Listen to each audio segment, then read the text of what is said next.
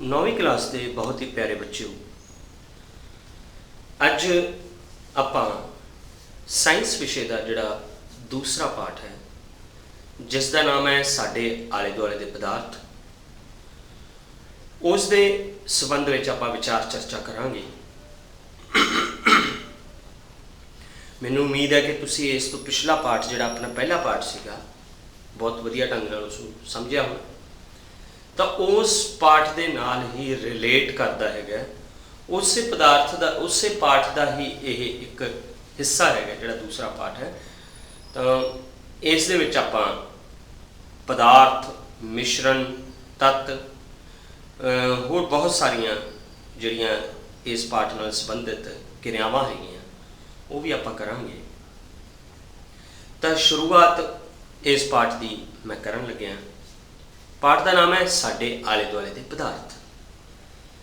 साडे आले दुआले दे पदार्थ तो भाव है भी बहुत सारे पदार्थ अपने आस पास हैगे है, जिन्हां दे विच अपने बहुत सारे भोजन पदार्थ भी हैगे है, बहुत सारे अजिहे पदार्थ भी है जिहड़े साडे भोजन का हिस्सा नहीं। तो इहो जिहे कुछ पदार्थां दी आपां चर्चा करांगे। तो इस दे विच सब तो पहला आपां नूं पता होना चाहिए है शुद्ध पदार्थ की है। शुद्ध का शब्द तुसी सुना ही होना, तुसी देखा होना कि जिहड़ा देसी घ्यो आपां मार्केट चों लैने हैं उहदे अगे भी किते ना किते लिखिया हुंदा खालस देसी घ्यो, भाव शुद्ध देसी घ्यो। मतलब उस दे विच देसी घ्यो च जिहड़े जिहड़े पदार्थ होने चाहिए आ उस तो इलावा कोई पदार्थ नहीं है।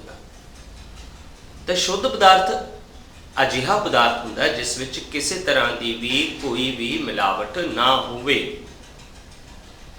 ते वो सारा आपां नूं लगभग इक्को जिहा ही दिसे, रंग दे विच भी या उसका स्वाद भी इक्को तरह का महसूस होवे, जिस विच किसी तरह की भी कोई भी मिलावट ना होवे, उस पदार्थ नूं आपां किहड़ा पदार्थ कहने आ? शुद्ध पदार्थ।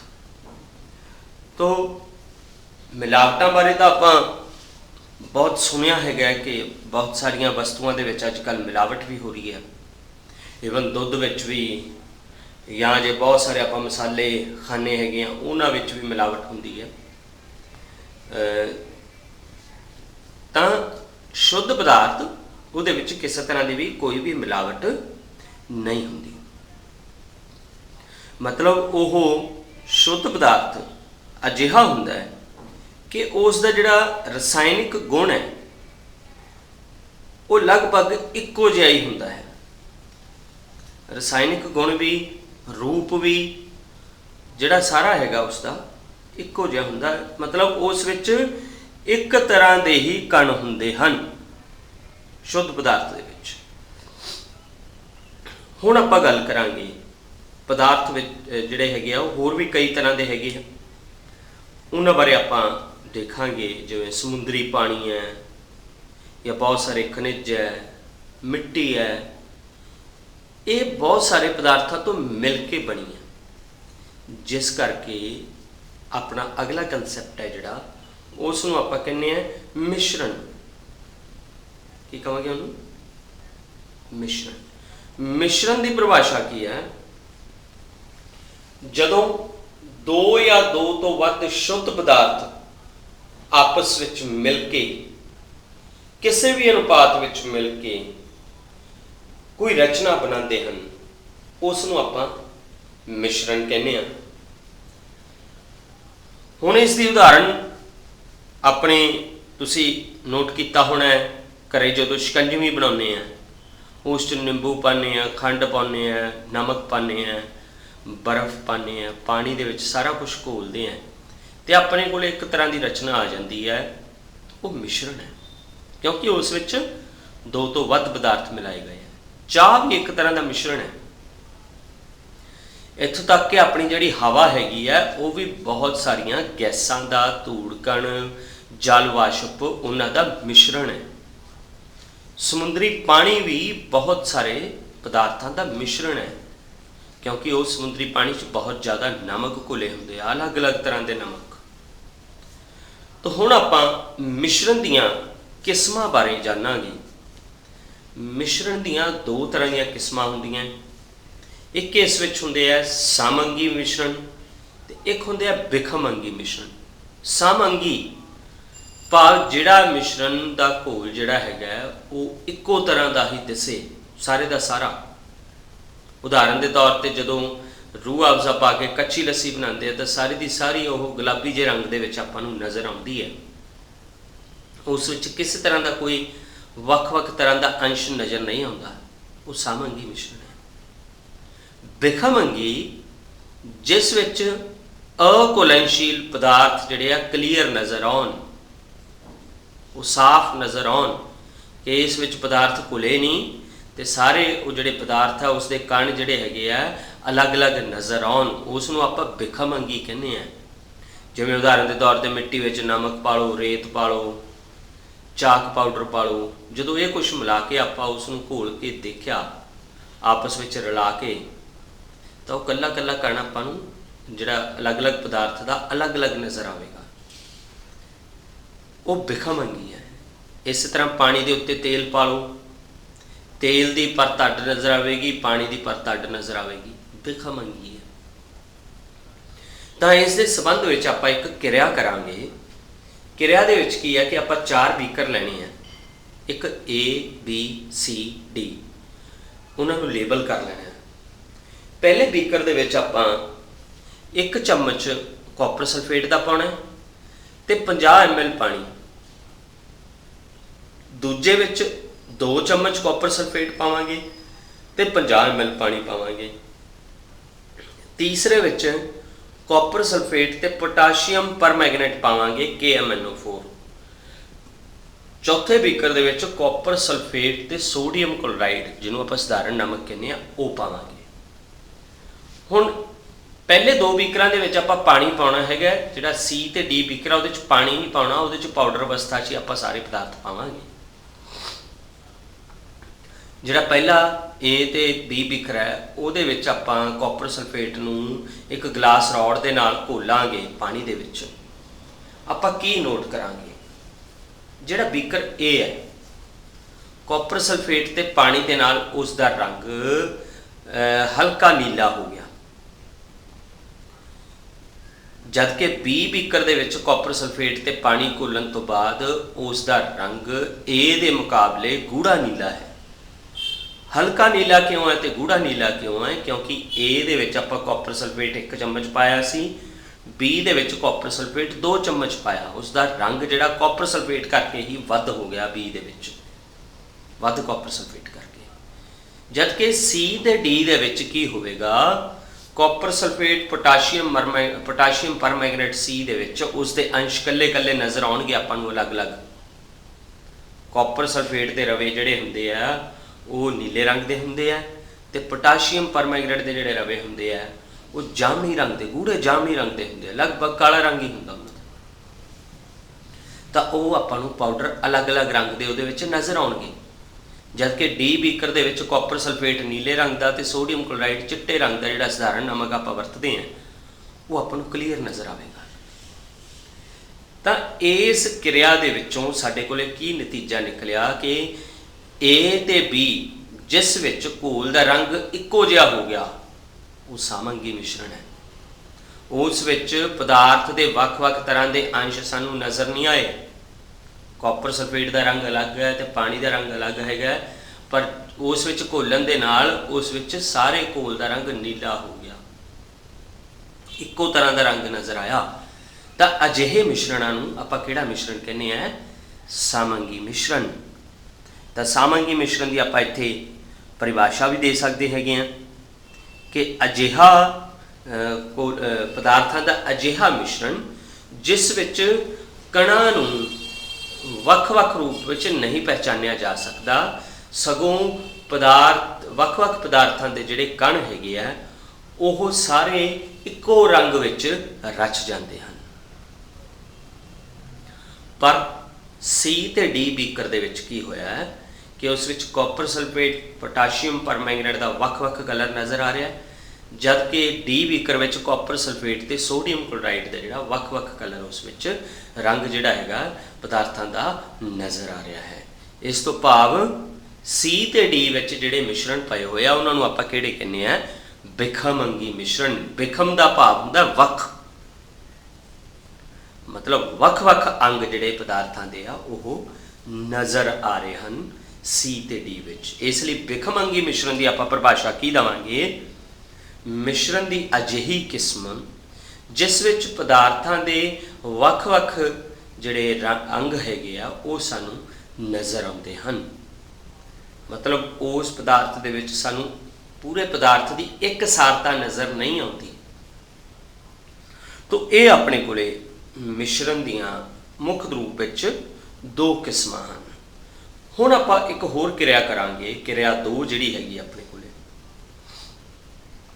इस विच भी आपां 4 beaker लवांगे A B C D। तां उन्हां बीकरां दे विच आपां की करना हैगा? पहले बीकर दे विच कॉपर सल्फेट के कुछ रवे पाने आ, जिहड़े क्रिस्टल जिहड़े दाने हुंदे आ वो कुछ पावांगे आपां, गिनती दे ही पावांगे जिहड़े आपां गिनण योग कह सकीए। वो 5-7 भी हो सकते हैं, 10 भी हो सकते हैं। जबकि बी दे विच आपां कॉपर सल्फेट का पाउडर का 1 चमचा पाउणा है, सी दे विच आपां चाक पाउडर पाउणा है, ते डी बीकर दे विच आपां दुध दीआं कुछ क बूंदां पावांगे। हुण आपां इन्हां 4 बीकरां दे विच पानी पा दांगे, जिहड़ा 50-50 ml उस विच पानी पा दो। पानी पाउण तो बाद 4 बीकरां विचों आपां प्रकाश लंघा के देखना है। एक लेजर लाइट जिहड़ी हैगी है उस नूं आपां A B C ते D विचों लंघा के देखांगे। जदों A बीकर दे विचों लेजर लाइट पास की गई तां उस विच प्रकाश जिहड़ा हैगा बीकर विच दी नहीं दिसिया। बी दे विच जदों प्रकाश की किरण लंघाई गई बी बीकर चों तां भी प्रकाश का पथ जिहड़ा बीकर विच नहीं दिखाई दिता। सी दे विच की होवेगा कि जिहड़ा प्रकाश है वो बीकर दे विच खिलर जाएगा, थोड़ा जिहा उसका पानी दे विच ही खिलार जिहड़ा हैगा हल्का हल्का नज़र आएगा, प्रकाश बाहर नहीं निकलेगा। जबकि डी है जिस विच दुध ते पानी पाया होया है उस विच सानू प्रकाश का पथ जिहड़ा बीकर विचों क्लीयर नज़र आ जाएगा, बिल्कुल साफ नज़र आएगा। तां इत्थों साडे कोले अगाह मिश्रणां दीआं कई किस्मां आ जांदियां, जिस विच ग्रुप A ते B उहदे विच अपने कोले जिहड़े पदार्थ पैदा हुए जो उस सुमेल तो अपने कोले रचना पैदा हुई उस नूं कहंदे आ घोल। घोलां बारे कहा जाता है कि घोल दे विच दी जिहड़ा हैगा प्रकाश का पथ नज़र नहीं आउंदा। जबकि सी जिहड़ा हैगा जिस विच के प्रकाश घोल दे विच ही खिंड गया, उस विच ही उसका खिलार हो गया, स्कैटर होगी लाइट, उसनूं आपां कहने निलंबन। चाक पाउडर ते पानी का मिश्रण जिहड़ा हैगा वो निलंबन है। जबकि A ते B बीकर विच कॉपर सल्फेट ते पानी का जिहड़ा मिश्रण है वो घोल बनिया। सी दे विच की होया, डी दे विच की होया, डी बीकर दे विच आपां नूं प्रकाश का पथ नज़र आ गया, तो इसनूं कहने आपां कोलाइड, इसनूं कोलाइड घोल कहने आपां। तो ये 3 तरह के घोल हो गए। पहला तो सिंपल घोल है, दूसरा जिहड़ा इस विच निलंबन है, तीसरा इस विच कोलाइड है। हुण आपां इन्हां तिन्नां बारे भरपूर जानकारी जिहड़ी हैगी आ वो प्राप्त करांगे।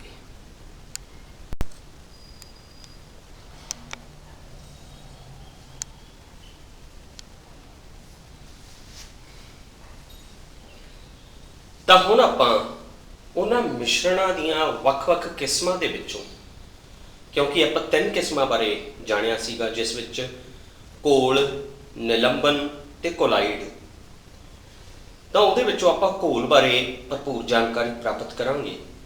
सब तो पहला तो आपां नूं पता होना चाहिए कि घोल की है। दो या दो तो वध पदार्थां दा सामंगी मिश्रण ही घोल कहलाउंदा है। बहुत सारियां अपने कोले उदाहरणां हैगियां जिस दे विच आपां घोल बारे दस सकते हैं। निंबू पानी, ठीक है, ये एक घोल है। घोल का एक गुण ये हुंदा है कि इस दे जिहड़े कण है वो आपस में रल के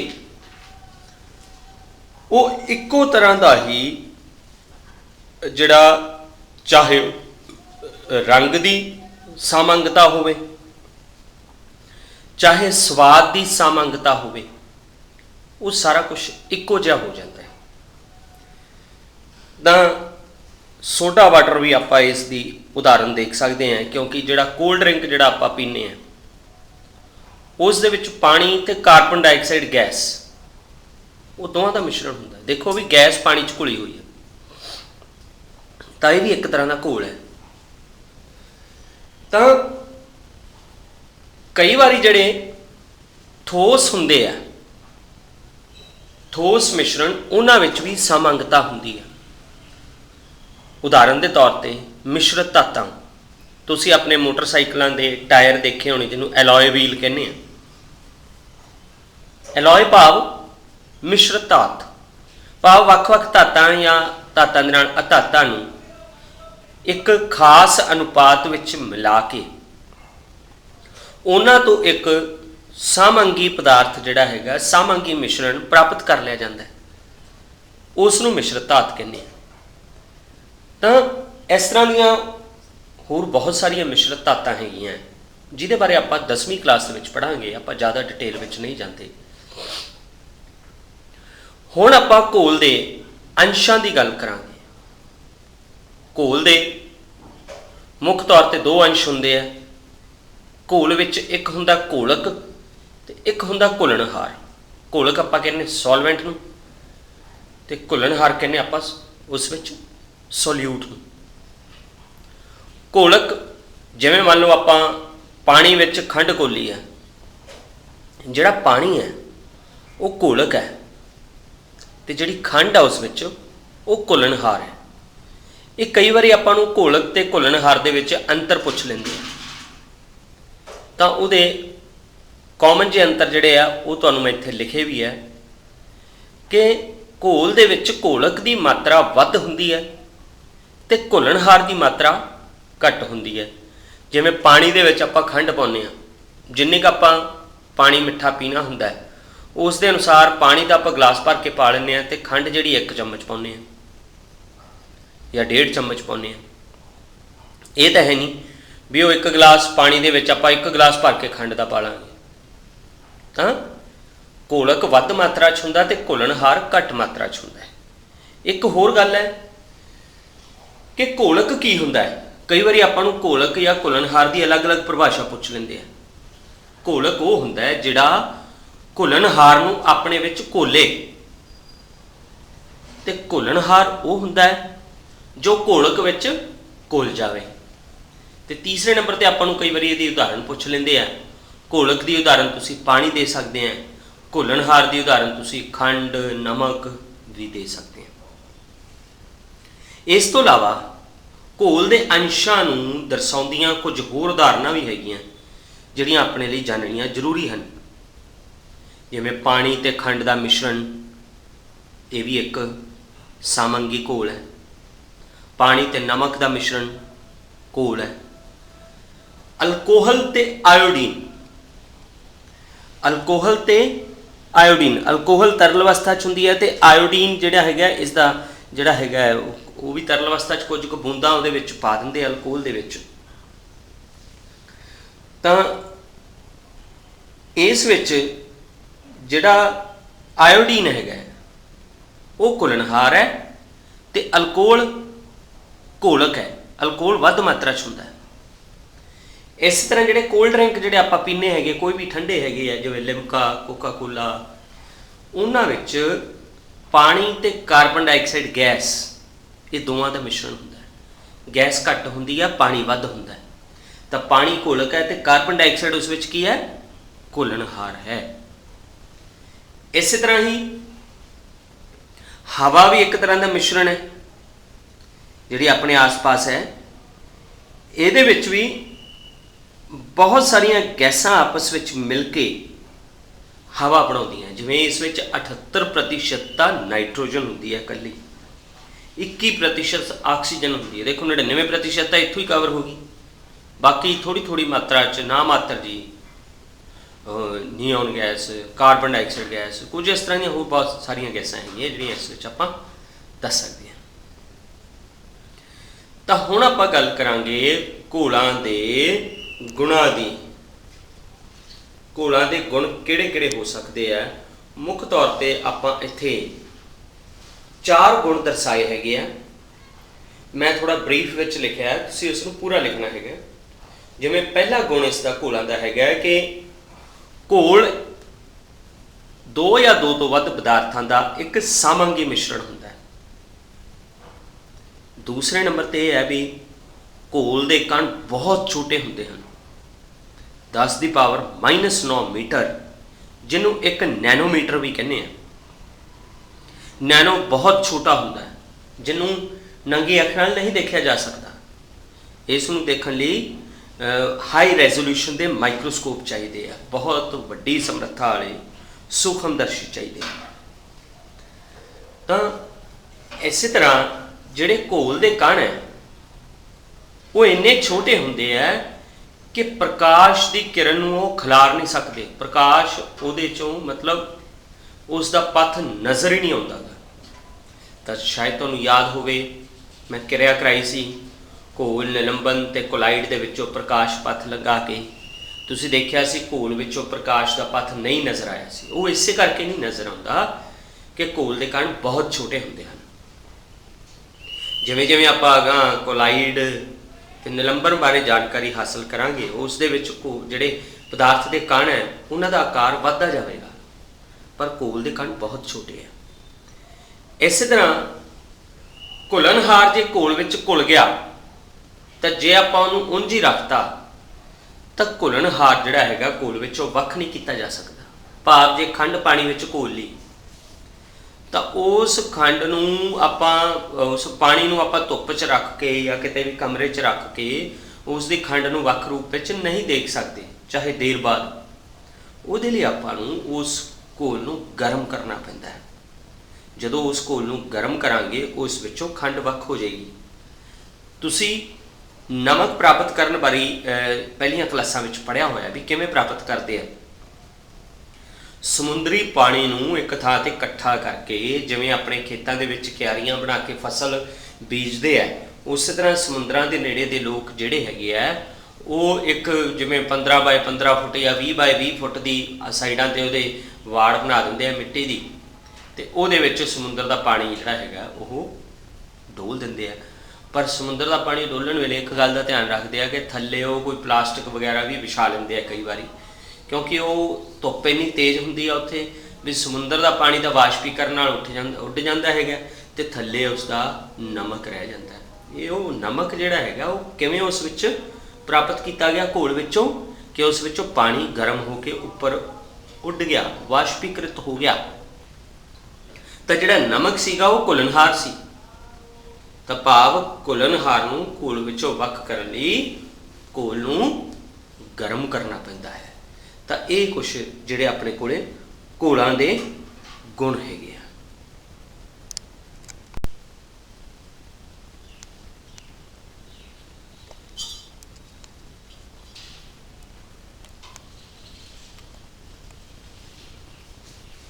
बच्चों हुण आपां घोल की संघनता बारे पढ़ांगे। घोल की संघनता असल विच हुंदी की है? किसी भी घोल विच घोलक की जिहड़ी मात्रा है ते घुलनहार की जिहड़ी मात्रा हैगी है, दोनों का अनुपात जिहड़ा हैगा वो घोल की संघनता बन गई है। वो इस संघनता के आधार ते ही घोल दीयां कुछ किस्मां हैगियां, जिवें कि पतला घोल हुंदा है, संघना घोल हुंदा है, संतृप्त घोल हुंदा है, ਤੇ असंतृप्त घोल ਹੁੰਦਾ है। पतला घोल ਕਿਹੜਾ ਹੁੰਦਾ ਹੈ?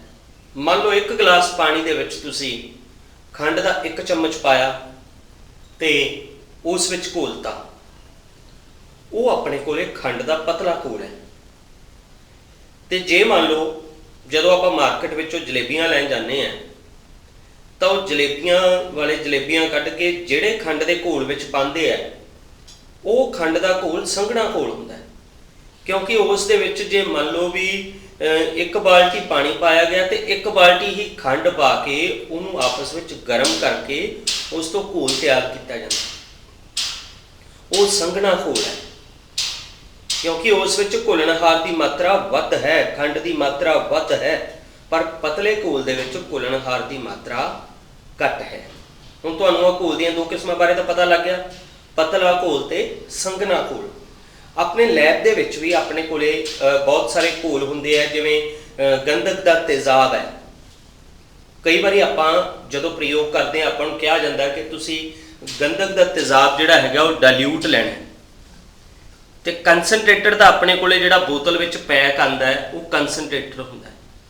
आपां उस नूं पतला किवें करदे हैगे आ कि मान लो भी 100 ml पानी दे विच आपां 10 ml जिहड़ा हैगा वो गंधक दा तेजाब पा लैंदे आ, ਉਹ गंधक के तेजाब का पतला घोल बन जाता, डाइल्यूट सोल्यूशन बन जाता। पर संघना घोल है जिस विच घुलनहार की मात्रा वध होवे, पतला घोल जिहदे विच घुलनहार की मात्रा घट होवे, पर दोनों विच जिहड़ी घोलक की मात्रा पानी की मात्रा वो स्थाई हुंदी है, वो इक्को जी हुंदी है। हुण तीसरे किस्म का जिहड़ा घोल है जिन्हों आपां कहने आ संतृप्त घोल। संतृप्त घोल किहड़ा हुंदा है? जिस घोल दे विच एक खास मात्रा तो बाद घुलनहार होर ना घोलिया जा सके, भाव वो घोल संतृप्त हो गया, वो सैटिस्फाई हो गया, उन्होंने होर घुलनहार की जरूरत नहीं हैगी। जिवें उदाहरण के तौर पर तुसीं 1 गिलास पानी दे विच जदों खंड घोलते जाने हैं, जिथों तक दा उस विच खंड घुल गई उदों तक दा वो घोल संतृप्त है, ते जदों उस विच खंड घुलनी बंद हो गई इहदा मतलब वो घोल संतृप्त हो गया, तो वो संतृप्त घोल है जिस विच एक खास मात्रा तो बाद होर घुलनहार ना घोलिया जा सके, उसनूं संतृप्त घोल कहने हैं। जबकि जिहड़ा असंतृप्त घोल है वो किहड़ा हैगा? जिसनूं हाली घुलनहार की जरूरत है, जिस विच होर घुलनहार घोलिया जा सके। पानी का खाली गिलास जिस विच हाली खंड नहीं घोली हुई वो असंतृप्त घोल है, वो अनसैचुरेटेड सोल्यूशन है। तो ये तुहानूं संघनता के आधार पर घोल दीयां किस्मां जिहड़ियां हैगियां वो दसियां। तो ये अपने इस नाल संबंधित बहुत सारिया क्रियावां भी आपां करांगे अगे इस पाठ दे विच, तो उहदे विच आपां नूं ज़्यादा क्लैरिटी होवेगी। हुण ये संघनता पता करन दे लई आपां कुछ तरीके अपनाने हैगे आ। तां ਉਹਦੇ ਵਿੱਚ ਸੰਘਣਤਾ ਕਿਸੇ ਵੀ ਘੋਲ ਦੀ ਜੇ ਪਤਾ ਕਰਨੀ ਹੈ ਤਾਂ 2 ਤਰੀਕੇ ਹੈ। ਇੱਕ ਤਾਂ ਘੋਲ ਦੀ ਪੁੰਜ ਪ੍ਰਤੀਸ਼ਤ ਮਾਤਰਾ ਨਾਲ ਤੇ ਇੱਕ ਘੋਲ ਦੀ ਆਇਤਨ ਪ੍ਰਤੀਸ਼ਤ ਮਾਤਰਾ ਦੇ ਨਾਲ। ਜਿਵੇਂ ਕਿ ਤੁਸੀਂ ਖੱਬੇ ਪਾਸੇ ਥੱਲੇ ਦੇਖ ਰਹੇ ਹੋ 2 ਫਾਰਮੂਲੇ ਤੁਹਾਡੇ ਸਾਹਮਣੇ ਹੈਗੇ ਆ ਸੰਘਣਤਾ ਪਤਾ ਕਰਨ ਦੇ ਤਰੀਕੇ। ਤਾਂ ਜਿਹੜਾ ਪਹਿਲਾ ਹੈਗਾ ਘੋਲ ਦੀ ਪੁੰਜ ਪ੍ਰਤੀਸ਼ਤ ਮਾਤਰਾ ਨਾਲ, ਉਹਦੇ ਵਿੱਚ ਕੀ ਹੈ ਕਿ ਸਭ ਤੋਂ ਪਹਿਲਾਂ ਘੋਲਕ ਦਾ ਪੁੰਜ ਬਟਾ घोल का पुंज कितना, घोलक का पुंज ते घोल का पुंज गुणा 100, तो यह घोल की पुंज प्रतिशत मात्रा नाल हो गया। तो जे घोल का आयतन देखांगे आपां भाव दा वॉल्यूम कितना हैगा, तो उस दे आधार नाल आपां जिहड़ा फार्मूला अप्लाई करांगे भी घोलक का पुंज कितना बटा घोल का आयतन कितना गुणा 100।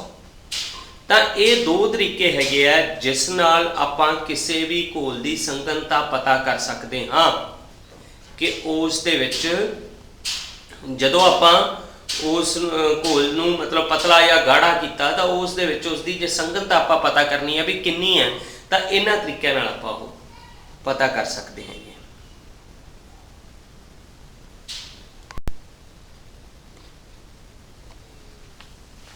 बच्चों इस तो पहला आपां घोल बारे पढ़ रहे सी, हुण आपां निलंबन के बारे जानकारी जिहड़ी हैगी वो हासिल करांगे। ਤੁਹਾਨੂੰ ਪਤਾ ਆਪਾਂ ਮਿਸ਼ਰਣਾਂ ਦੀਆਂ 3 ਕਿਸਮਾਂ ਬਾਰੇ ਪੜ੍ਹ ਰਹੇ ਹਾਂ। ਪਹਿਲਾ ਘੋਲ ਸੀਗਾ, ਫਿਰ ਨਿਲੰਬਨ ਸੀਗਾ, ਫਿਰ ਕੋਲਾਈਡ ਸੀਗਾ। ਘੋਲ ਬਾਰੇ ਆਪਾਂ ਭਰਪੂਰ ਜਾਣਕਾਰੀ ਲਈ, ਹੁਣ ਆਪਾਂ ਨਿਲੰਬਨ ਬਾਰੇ ਜਾਣਕਾਰੀ ਲਵਾਂਗੇ। ਦੇਖੋ, ਅਜਿਹਾ ਘੋਲ ਜਿਹਦੇ ਵਿੱਚ ਜਿਹੜੇ ਅਘੁਲਨਸ਼ੀਲ ਪਦਾਰਥ ਹੈ ਉਹ ਸਾਫ਼ ਦਿਖਾਈ ਦਿੰਦੇ ਆ, ਉਸ ਘੋਲ ਨੂੰ ਆਪਾਂ ਨਿਲੰਬਨ ਕਹਿੰਦੇ ਹਾਂ। ਭਾਵ ਜਿਹੜੇ ਪਦਾਰਥ ਉਹਦੇ ਵਿੱਚ ਘੁਲਦੇ ਨਹੀਂ ਉਸ ਘੋਲ 'ਚ, ਜਿਵੇਂ ਚਾਕ ਦਾ ਪਾਊਡਰ ਸੀਗਾ, ਆਟਾ ਸੀਗਾ, ਉਹ ਪਾਣੀ ਵਿੱਚ ਨਹੀਂ ਘੁਲ ਸਕਦਾ। ਤਾਂ ਜਦੋਂ ਆਪਾਂ ਪਾਣੀ ਵਿੱਚ ਉਹਨੂੰ ਪਾਵਾਂਗੇ, ਚਾਕ ਪਾਊਡਰ ਜਾਂ ਆਟੇ ਨੂੰ, ਤਾਂ ਉਹ ਆਪਾਂ ਨੂੰ ਉਸ ਵਿੱਚ ਕਲੀਅਰ ਦਿਖਾਈ ਦੇਣਗੇ ਕਣ ਆਟੇ ਦੇ ਅਤੇ ਚਾਕ ਦੇ। ਤਾਂ ਅਜਿਹੇ ਘੋਲ ਨੂੰ ਆਪਾਂ ਨਿਲੰਬਨ ਕਹਿੰਦੇ ਹਾਂ। ਇਹ ਬਿਖਮੰਗੀ ਮਿਸ਼ਰਣ ਹੁੰਦਾ ਹੈ। ਜਿਹੜਾ ਆਪਾਂ ਘੋਲ ਪੜ੍ਹਿਆ ਸੀਗਾ ਉਹ ਸਾਮੰਗੀ ਮਿਸ਼ਰਣ ਸੀਗਾ। ਇਹ ਜਿਹੜਾ ਨਿਲੰਬਨ ਹੈ ਇਹ ਬਿਖਮੰਗੀ ਮਿਸ਼ਰਣ ਹੈ। ਦੇਖੋ, ਮਿਸ਼ਰਣ ਦੀਆਂ ਮੁੱਖ ਤੌਰ 'ਤੇ 2 ਕਿਸਮਾਂ, ਉਹਨਾਂ ਤੋਂ ਹੀ ਇਹ 3 ਬਣੇ ਆ, ਸਾਮੰਗੀ ਅਤੇ ਬਿਖਮੰਗੀ ਤੋਂ ਹੀ। ਤਾਂ ਨਿਲੰਬਨ ਜਿਹੜੇ ਹੈਗੇ ਆ, ਇਸ ਦੇ ਕੁਝ ਗੁਣ ਹੈ। ਇਹ ਗੁਣ ਜਿਹੜੇ ਆਪਣੇ ਲਈ ਕਰਨੇ ਬਹੁਤ ਜ਼ਰੂਰੀ ਹੈ, ਕਿਉਂਕਿ ਆਪਾਂ ਨੂੰ ਪੇਪਰ ਦੇ ਵਿੱਚ 3 ਨੰਬਰ ਦਾ ਪ੍ਰਸ਼ਨ ਆ ਜਾਂਦਾ ਹੈਗਾ। ਤਾਂ ਨਿਲੰਬਨ ਦਾ ਜਿਹੜਾ ਸਭ ਤੋਂ ਪਹਿਲਾ ਗੁਣ ਹੈ ਕਿ ਨਿਲੰਬਨ ਇੱਕ ਬਿਖਮੰਗੀ ਮਿਸ਼ਰਣ ਹੁੰਦਾ ਹੈ। ਦੂਸਰੇ ਨੰਬਰ 'ਤੇ ਇਸ ਦੇ ਕਣਾਂ ਦਾ ਆਕਾਰ ਜਿਹੜਾ ਘੋਲ ਦੇ ਕਣਾਂ ਦੇ ਆਕਾਰ ਤੋਂ ਵੱਡਾ ਹੁੰਦਾ ਹੈ। ਮਤਲਬ ਕਣਾਂ ਦਾ ਆਕਾਰ 100 ਨੈਨੋਮੀਟਰ ਤੋਂ ਵੀ ਵੱਡਾ ਹੁੰਦਾ ਹੈ। ਜਿਹੜਾ ਘੋਲ ਦੇ ਆਕਾਰ ਦੇ ਵਿੱਚ ਕਿੰਨਾ ਸੀਗਾ, 1 ਨੈਨੋਮੀਟਰ ਸੀਗਾ ਇਹ ਆਕਾਰ, ਤਾਂ ਉਹਦੇ ਤੋਂ ਵੀ ਦੇਖੋ 100 ਗੁਣਾ ਵੱਡੇ ਹੁੰਦੇ ਆ ਕਣ, ਕਿਉਂਕਿ ਘੋਲ ਦੇ ਕਣਾਂ ਤੋਂ ਵੱਡੇ ਹੈ। ਇਸ ਕਰਕੇ ਤੀਸਰਾ ਜਿਹੜਾ ਇਸ ਦਾ ਗੁਣ ਬਣਦਾ ਹੈ ਕਿ ਪ੍ਰਕਾਸ਼ ਦੀਆਂ ਕਿਰਨਾਂ ਜਿਹੜੀਆਂ ਹੈਗੀਆਂ ਉਹ ਇਹਨਾਂ ਵੱਡੇ ਆਕਾਰ ਦੇ ਕਣਾਂ ਕਰਕੇ ਘੋਲ ਦੇ ਵਿੱਚ ਹੀ ਖਿਲਰ ਜਾਂਦੀਆਂ। ਬਾਹਰ ਉਹ ਆਪਾਂ ਨੂੰ ਨਿਕਲਦੀਆਂ ਹੀ ਨਹੀਂ ਦਿਸਦੀਆਂ, ਨਾ ਹੀ ਆਪਾਂ ਨੂੰ ਘੋਲ ਵਿੱਚ ਦਿਸਦੀਆਂ। ਤਾਂ ਇਹ ਕਣ ਪ੍ਰਕਾਸ਼ ਦੀਆਂ ਕਿਰਨਾਂ ਨੂੰ ਘੋਲ ਵਿੱਚ ਹੀ ਖਿਲਾਰ ਦਿੰਦੇ ਹਨ। ਚੌਥਾ ਗੁਣ ਇਹਦਾ ਨਿਲੰਬਨ ਦਾ ਕੀ ਹੈ ਕਿ ਜਿਹੜੇ ਅਘੁਲਨਸ਼ੀਲ ਕਣ ਹੈਗੇ ਆ, ਥੋੜ੍ਹੇ ਸਮੇਂ ਬਾਅਦ ਹੀ ਜਿਹੜੇ ਬੀਕਰ ਦੇ ਵਿੱਚ ਪਏ ਆ, ਘੋਲ ਵਿੱਚ ਹੈਗੇ ਆ, ਉਹਦੀ ਹੇਠਲੀ ਸਤ੍ਹਾ 'ਤੇ ਬੈਠ ਜਾਂਦੇ। ਜੇ ਆਪਾਂ ਉਹਨੂੰ ਬਿਨਾਂ ਛੇੜੇ 10-15 ਮਿੰਟ ਲਈ ਰੱਖ ਦਿੱਤਾ ਬੀਕਰ ਨੂੰ, ਜਿਹਦੇ ਵਿੱਚ ਘੋਲ ਦੇ ਵਿੱਚ ਅਘੁਲਨਸ਼ੀਲ ਪਦਾਰਥ ਪਏ ਹੋਏ ਆ। ਤੇ ਪੰਜਵਾਂ ਜਿਹੜਾ ਤਰੀਕਾ, ਮਤਲਬ ਨਿਲੰਬਨ ਦੇ ਵਿੱਚ ਅਘੁਲਨਸ਼ੀਲ ਪਦਾਰਥ ਨੂੰ ਵੱਖ ਕਰਨ ਦਾ ਤਰੀਕਾ ਕੀ ਹੈਗਾ, ਫਿਲਟਰਨ ਵਿਧੀ ਦੇ ਨਾਲ। ਫਿਲਟਰੇਸ਼ਨ ਮੈਥਡ ਜਿਹੜਾ ਹੈਗਾ, ਉਸ ਦੇ ਨਾਲ ਇੱਕ ਫਿਲਟਰ ਪੇਪਰ ਵੀ ਆਉਂਦਾ ਹੈ।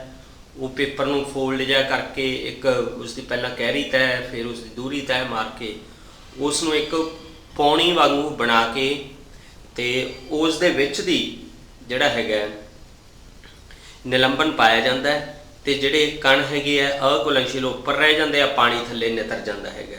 ਤਾਂ ਇਹ ਫਿਲਟਰਨ ਵਿਧੀ ਹੈ। ਤਾਂ ਇਸ ਫਿਲਟਰਨ ਵਿਧੀ ਦੇ ਨਾਲ ਨਿਲੰਬਨ ਜਿਹੜਾ ਹੈਗਾ ਉਸ ਦੇ ਅਘੁਲਨਸ਼ੀਲ ਕਣਾਂ ਨੂੰ ਵੱਖ ਕੀਤਾ ਜਾ ਸਕਦਾ ਹੈ।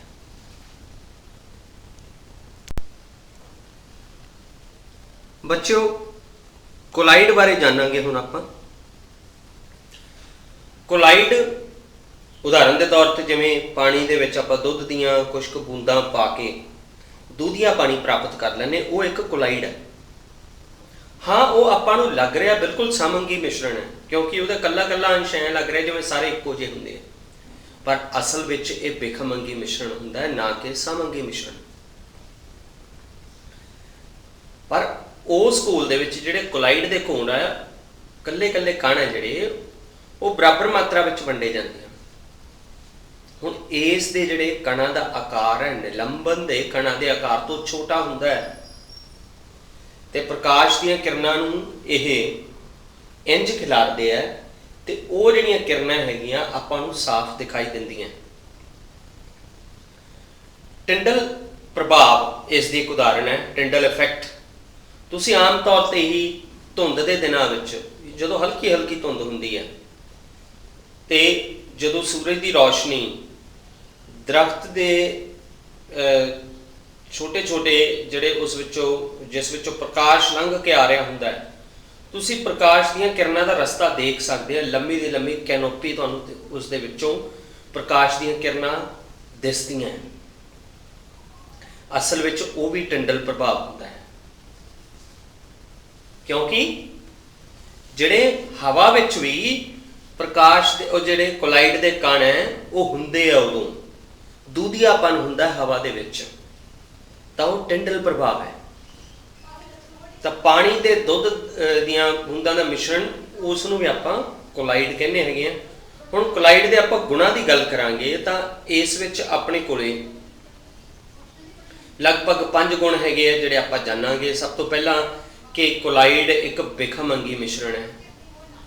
ਕਣਾਂ ਦਾ ਆਕਾਰ ਘੋਲ ਤੇ ਨਿਲੰਬਨ ਦੇ ਕਣਾਂ ਦੇ ਵਿਚਕਾਰ ਹੁੰਦਾ ਹੈ, ਭਾਵ 1 ਨੈਨੋਮੀਟਰ ਤੋਂ ਲੈ ਕੇ 100 ਨੈਨੋਮੀਟਰ ਤੱਕ। ਤੀਸਰਾ ਗੁਣ ਹੈ ਵੀ ਕੋਲਾਈਡ ਦੇ ਕਣ ਪ੍ਰਕਾਸ਼ ਕਿਰਨਾਂ ਨੂੰ ਖਿਲਾਰਦੇ ਹੈ ਤੇ ਜਿਹੜਾ ਉਸ ਦਾ ਪ੍ਰਕਾਸ਼ ਪਥ ਹੁੰਦਾ ਹੈ ਉਹ ਘੋਲ ਵਿੱਚ ਬੜੇ ਸਾਫ਼ ਤੌਰ ਤੇ ਦੇਖਿਆ ਜਾ ਸਕਦਾ ਹੈ। ਤੇ ਕੋਲਾਈਡ ਦੇ ਕਣ ਸਤ੍ਹਾ ਤੇ ਨਹੀਂ ਬੈਠਦੇ, ਤੇ ਕੋਲਾਈਡ ਦੇ ਕਣਾਂ ਨੂੰ ਜੇ ਵੱਖ ਕਰਨਾ ਹੋਵੇ ਤਾਂ ਅਪਕੇਂਦਰਨ ਵਿਧੀ ਨਾਲ ਕਰ ਸਕਦੇ ਹਾਂ। ਇਸ ਵਿੱਚ ਕੋਈ ਫਿਲਟਰਨ ਵਿਧੀ ਨਾਲ ਕਣਾਂ ਨੂੰ ਵੱਖ ਨਹੀਂ ਕੀਤਾ ਜਾ ਸਕਦਾ। ਸੈਂਟਰੀਫਿਊਗੇਸ਼ਨ ਮੈਥਡ ਦੇ ਨਾਲ, ਭਾਵ ਅਪਕੇਂਦਰਨ ਵਿਧੀ ਨਾਲ ਆਪਾਂ ਕੋਲਾਈਡ ਦੇ ਕਣ ਜਿਹੜੇ ਆ ਉਹ ਵੱਖ ਕਰ ਸਕਦੇ ਹਾਂ। ਤਾਂ ਇਹ ਸੀਗਾ ਆਪਣਾ ਜਿਹੜੇ ਮਿਸ਼ਰਣ ਦੀਆਂ ਤਿੰਨੇ ਕਿਸਮਾਂ, ਭਾਵ ਘੋਲ, ਨਿਲੰਬਨ ਤੇ ਕੋਲਾਈਡ, ਉਸ ਬਾਰੇ ਜਿਹੜੀ ਜਾਣਕਾਰੀ ਹੈਗੀ ਆ ਉਹ ਤੁਹਾਨੂੰ ਦਿੱਤੀ।